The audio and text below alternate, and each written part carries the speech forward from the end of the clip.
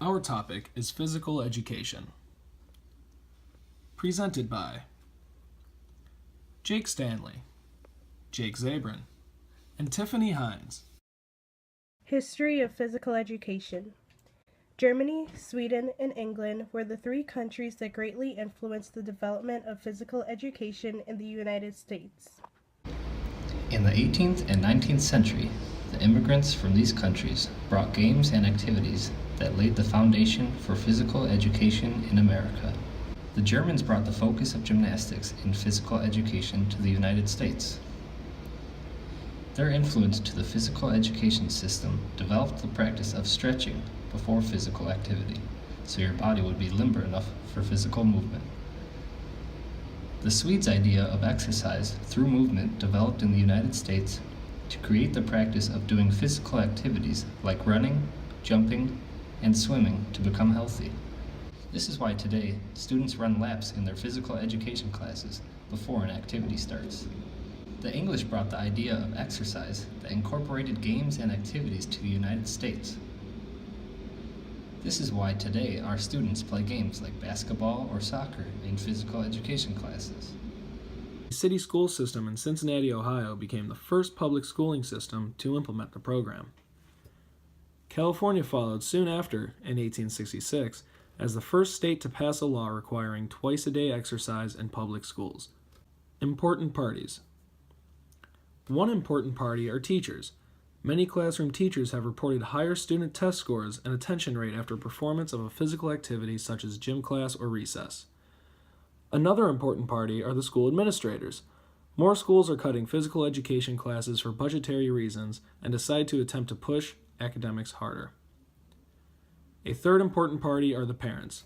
According to the Huffington Post, parents prefer to have their children be physically active at school rather than at home due to the provided supervision in physical education classes. The last important party are the students.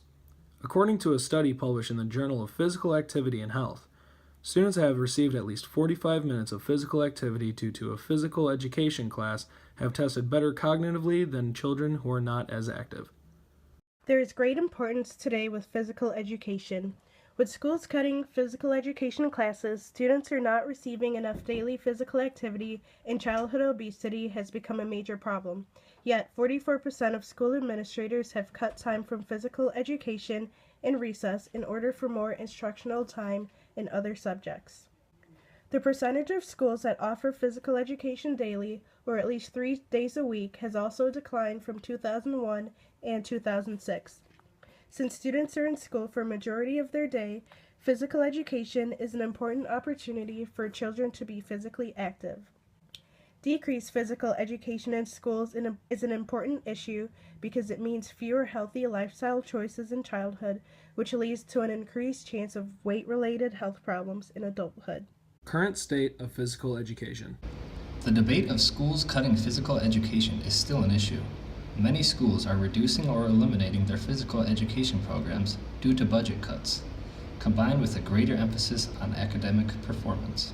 A study conducted by University of Georgia earlier this year found that only 6 states nationwide required the recommended 150 minutes of elementary school-based physical education. Physical education has great effects on students and their education.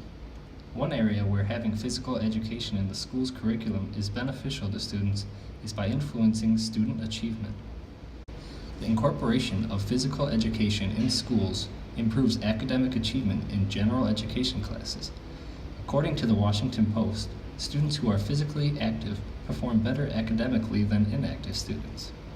Physical activity increases blood flow to the memory centers of the brain, which improves attention and memory. There was a study conducted by the California Department of Education that compared the performance of students on the California Standard Tests, which include math and language arts, to the students' results on their physical fitness test.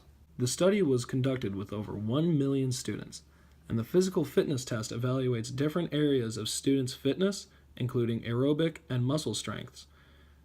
The results of this study stated that physical fitness scores of the students in 5th, 7th, and 9th grade have a positive relationship with higher academic achievement. Another important part of having physical education in school's curriculum is that it affects students' health. Physical activity in adolescence can have a long-term effect and prevent health problems later in life.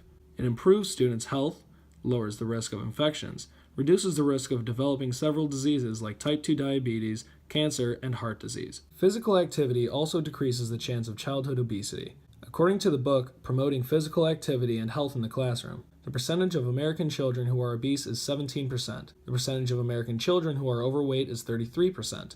And if students are overweight by age 8, they are 80% more likely to become overweight or obese by the time they reach adulthood. To decrease these risks, it is recommended that children perform 60 minutes of physical activity per day, which students would get mostly from physical education. Mental health is another way physical education in schools affects students. Physical activity decreases stress and increases levels of serotonin and dopamine, which improves students' moods.